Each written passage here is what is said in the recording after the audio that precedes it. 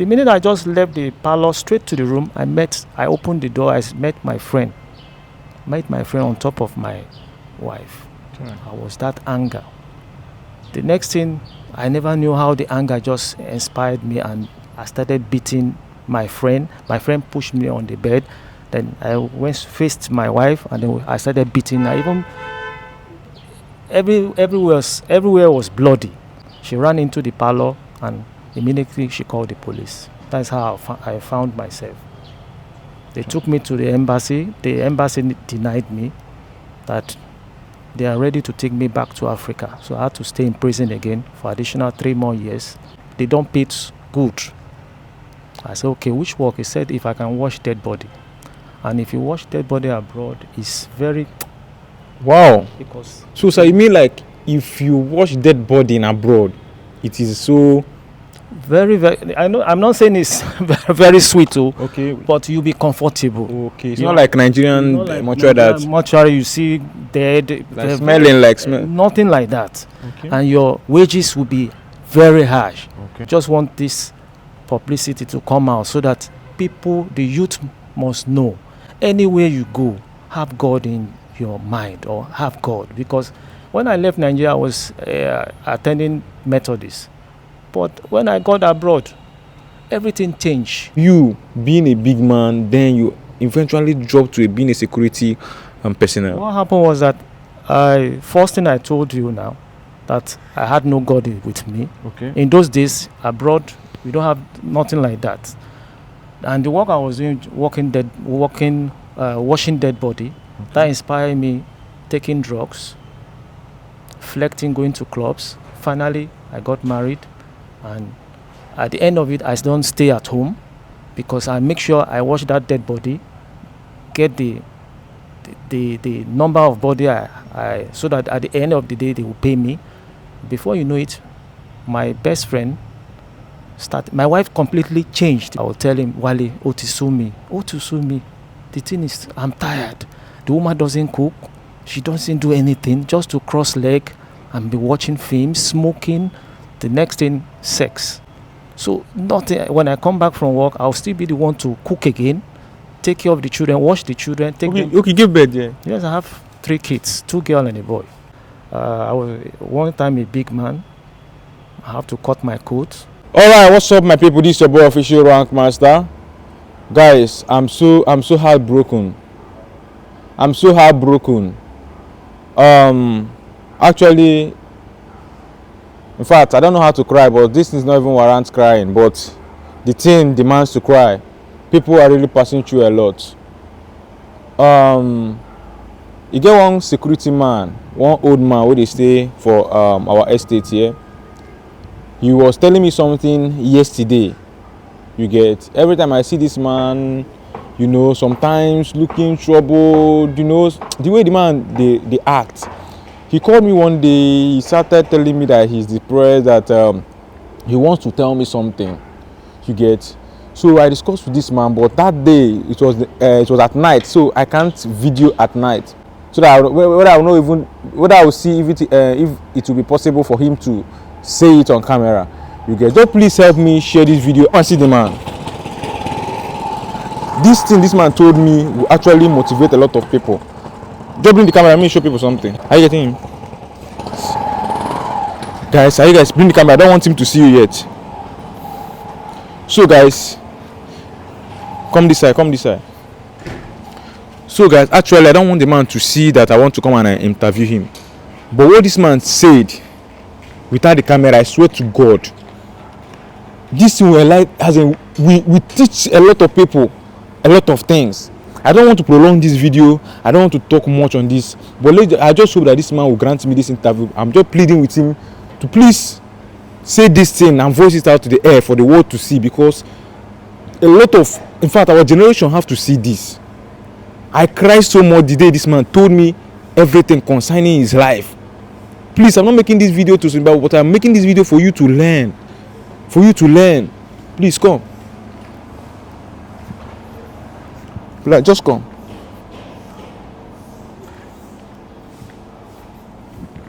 Come.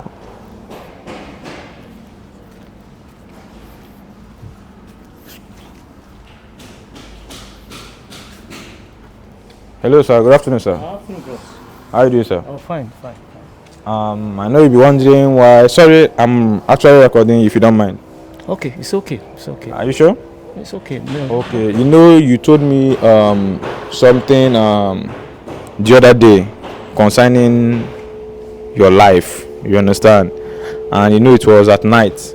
So and now I was thinking about it, and I thought of you saying it online, like for the world to hear you out.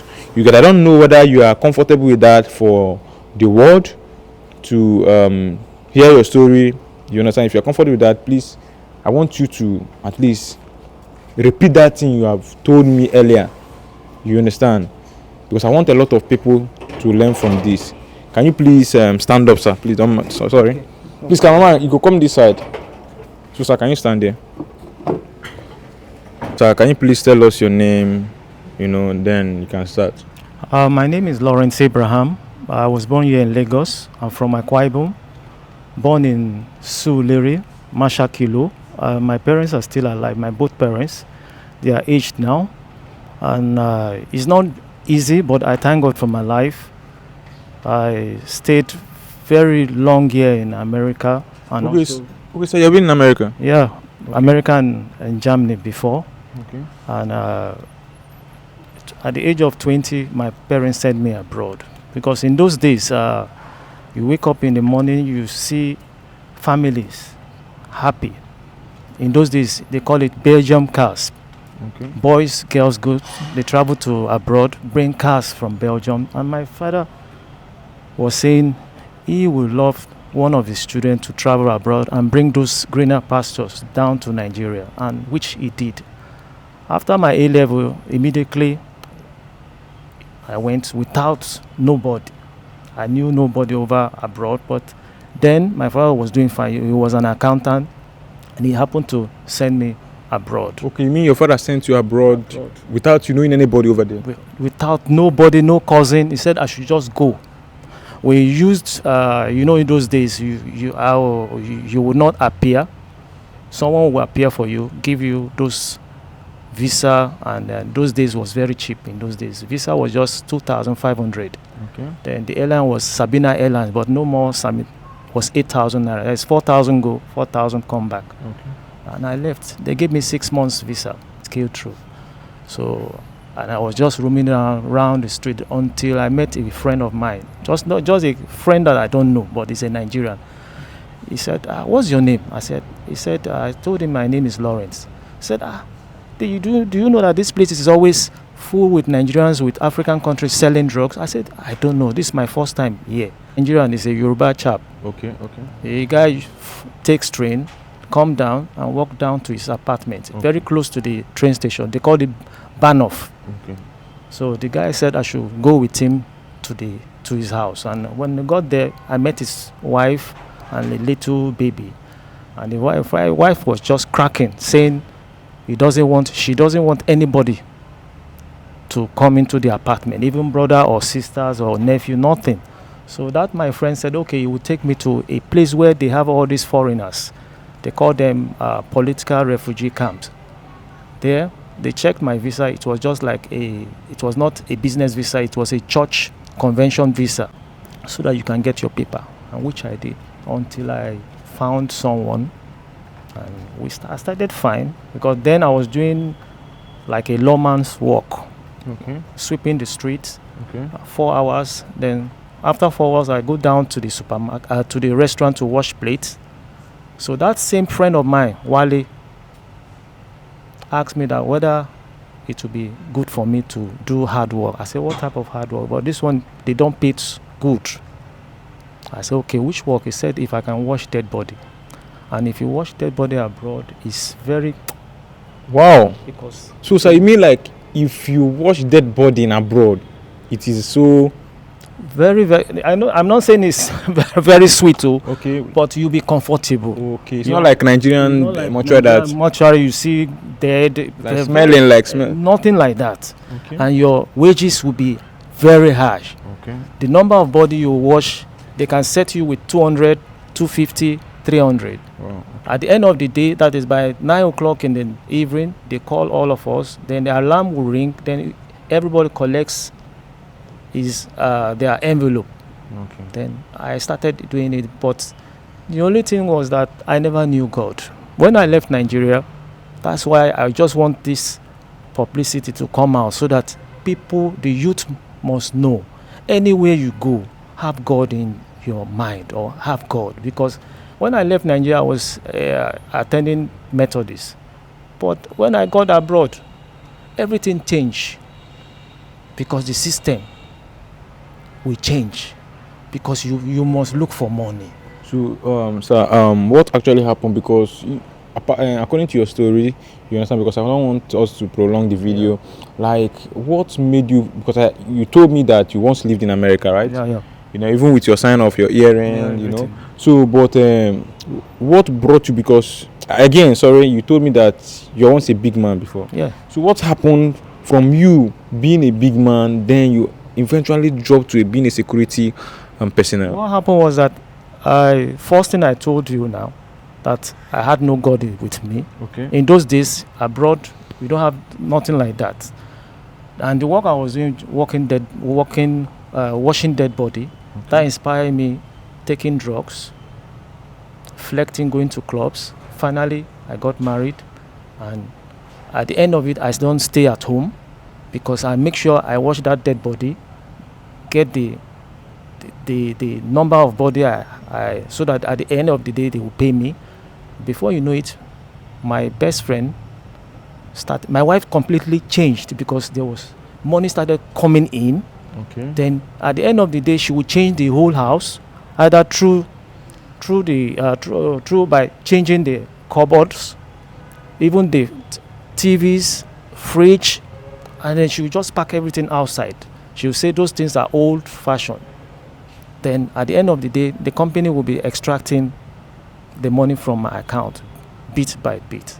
Not from all the money from your wife. Is your wife not working? My wife is not working, taking care of 3 kids. A Nigerian woman, A Abi? white woman. White woman. So at the end of it, I started complaining to my friends. The same friend that gave me the opportunity to work in the hospital as washing dead body. From there, I will tell him, Wale, sue me. The thing is, I'm tired. The woman doesn't cook. She doesn't do anything, just to cross leg and be watching films, smoking. The next thing, sex. So nothing. When I come back from work, I'll still be the one to cook again, take care of the children, wash the children, take them. Okay, give birth, yeah. Yes, I have 3 kids, 2 girls and a boy. Okay. At the end of it, I'll take those children, I'll bath them, sing song with them, take them to their room. They will sleep. The minute they wake up again, I'll still them. At the time of 3 o'clock, I'll still go back to work because our work starts by 3. The more the body comes, the more you wash, so that you have free time to relax. So that's why it got to a stage that I started complaining to my friend. My friend said I should relax, things will be better. It got to a stage that I went home and I met my friend sleeping with my wife. The next thing I used, then coming home, I'll call her that she should tell me what she needs in the supermarket so that I'll get. But that day, something just obstructed my mind. With the annoyance and everything, I just straight home from work, straight home.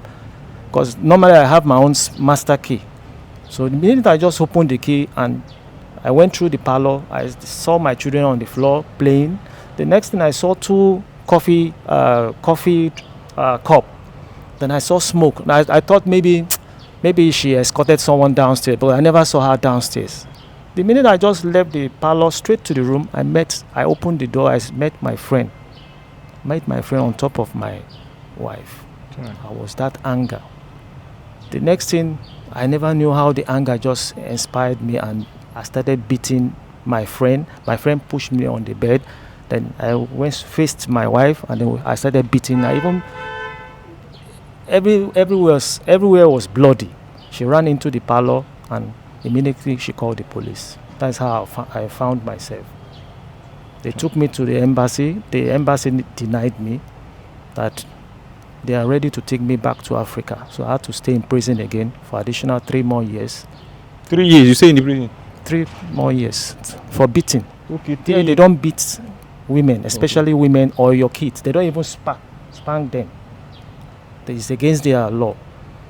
So after 3 years, I was being deported back then home. So since then, all what I brought home, a normal thing. Parents has to jubilate with it and everything. I came back, nothing, no bag, nothing.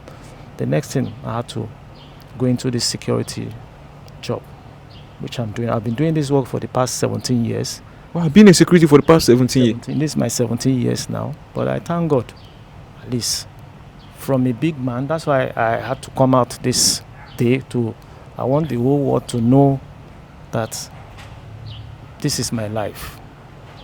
This is my very life. You were once a big man. I was once a big man. Driving everything abroad, everything with credit card, everything you want to do abroad. Anything you want to buy, you buy it with your credit card. You want a car, you just walk down into the automark, you pay, you take your car home. Every month they extract it from your this thing. So you made mention that when you were in prison, your wife equally came there and was telling that you killed your. I have some of my friends that came, and they when they came, they saw the same guy. The same guy was working with a police investigation, and they discover he's a CID. So they met him in the club. Not only me, he did so many atrocities with so many Nigerians, implicating them, because abroad most of Nigerians sell drugs to make a living. But me, I don't like those type of things. I like working. You can see my hand, nature of my fingers. Why is your finger? You got for the chemical. Chemical of what? Of the chemical they use in washing the dead body. Can you please get the hands? Like he was saying that he washes dead body abroad, and the chemical did this to him. You understand? So guys, this is so heartbreaking. And so how have you been surviving? How about your children over there? Like they are gone, but I thank God I'm married again. Okay, you left them there. They don't even know their father. Left them. They brought me. They deported me back home. And they have not set your eyes on them. I've not set my eyes. So I had to start life again afresh. But I thank God for my parents. They received me as the first son, and the only solution was for me to get married back again, so that I would not have that brain this thing. So since I got married, the woman I got married changed, and with God changed my life pattern. But I thank God I have 5 children here, 3 boys and 2 girls. Are they in school? My first son is in the university, and my second son just finished WAEC now. He's now working in the bakery so that he can save money for his JAM and NECO next year, because I'm still sponsoring the senior brother. So I will not have that power to take care of the second one. So he's working in the bakery so that he can save more money to take his JAM, NECO, and that is it. Sir, so how have you been surviving, like, with this security work? There you can see the system. There's nothing I can do, and the only thing I thank God for, I was one time a big man. I have to cut my coat. It's now that I know God. I know God very well now. So with the salary is not even enough to take care of even one son in the university. But I thank God with the mercy of God, with the MD and the workers and the place I'm working, I can see little tips. Little. I'm not so buoyant, like spending a lot. I keep saving, especially my first son that is in the school, because I pray he finish so that I can concentrate on the second one. So that's why I just thank God for everything. It's not been easy for me since I came back home. I'm very sorry about that, sir. Guys, please, you guys have heard what he said. Please, I want you guys to please help me share this video and drop your comment on the comment section. So, sir, apart from this security work, what can you do? What's your skill? Like, what can you do? Because I've been seeing you working here since we entered this estate. So, you work here morning, night, you get. So, the moment you told me your story, I said that I must actually plead with you to tell the world so that others will learn. and give advice to the young generation, people that don't believe that they can never go broke in life or lavish in life, So for you to enlighten them. So apart from this security work, what will you like the Nigerians, because I believe that there are a lot of people watching and people that are eager to help. So now what can you do aside from this security work that can enable you balance your life? What I have an inbuilt skill. When I was small, after my secondary school, my father sent me to this vocational technical school. I wanted to become a NEPA, more than that, but as soon as the visa came out, I had to leave, drop all those things. So I like all these electrical repairing things, repairing all those components in the house, whether in indoors materials or outdoor materials. I'm going out for work with the clients. If I can get help, open my own business, stop this security for the past 17 years. So which kind of business do you like to go into? I just I love selling these electrical parts, phone accessories too. So and I'll be going out to get clients to introduce to my business, repair so many things, break houses, put or they call it conduit, surface conduit installation and all those stuff. So what is there anything needed, like how much can get you that can fetch you that? It's not something I can rush and say it now, because you know the system of government now. But I know the world knows about that business. The world knows about this business, because I can't give a specific price or list of prices, but the world knows anything like electrical appliances and all those stuff in cartons, not in retail cartons, so that the way I sell, the way I purchase back again. So sir, if you are given opportunity to go back to past times, what is that mistake that you can never do in your life and you not want another person, this generation, also be young generation, to do it again? I have two things.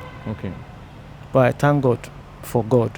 One, be closer to God. Secondly, anger. Anger spoils so many things. There was a question my father asked me. When you saw those things, your wife sleeping with your friend, the first thing you do is just to turn yourself back and leave that spot. But the more you see, or the more you spot on it, the anger will be growing. So I want the youth to understand one thing. In life, everybody has their own angers. Some people have high anger, some people have low anger. But let's us try and work on that anger. Try and work on that anger so that at least you have a better life. But if you grow with it, it will spoil so many things. And be close to God and be focused.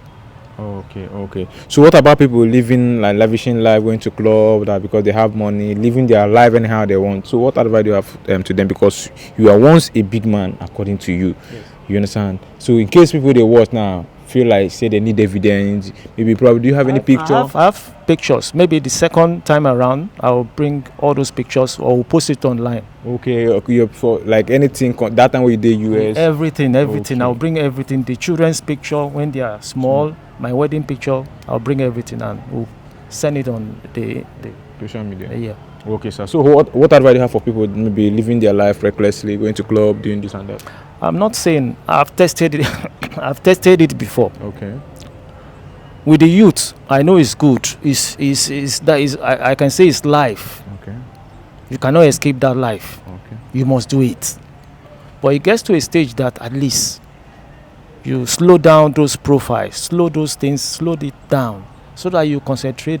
Because the more you grow, I believe the more you will leave all those things. But nowadays, I discover that most of the children nowadays, they don't even think about God. They don't think about anything. What they think about just monetary aspect, and they belong to. And the sky is the limit. Because one day, they need a third man. So I wish everybody, I've tested it, and now look at the way I'm suffering now. So I thank God for my life. Thank God for my wife. No worries, sir. Everything will be fine. I just believe that people when they watch will come to your rescue. You understand? So my people, I don't hear seen the video. Please help me and share this video, and drop your comment on the comment section. I don't have any other thing. You have heard it with your own ear. You get. So it was no problem. Thanks for your time, and I believe any other result and everything, I'll still get back to you. Okay. So you say you're from where again? From Akwa Ibom, born here in Lagos. Okay, from Akwa Ibom and born here in Lagos. So especially Akwa Ibom people, they watch me. This is your brother. Come to his rescue. To all Nigerians, this man needs your help. Please, any way you can help, even though you can help, please share the video so that the video can get to his helper. He have done this security work for over 17 years, and he has children here in Nigeria. Thank you and God bless you. Thanks for your time, sir. I appreciate it. God bless.